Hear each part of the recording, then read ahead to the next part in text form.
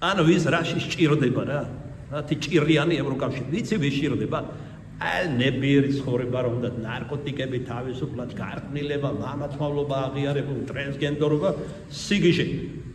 მე დავარქმევდი ყოველივე ამიდან და არა მხოლოდ ამიდან გამომდინარე, ეს არის ევროსაგიჟეთი. ღმერთმა დაიფარო საქართველო, მე ქართველი მღვდელი ვამბობ, რომ ამ საგიჟეთში როდესმე მოხდეს.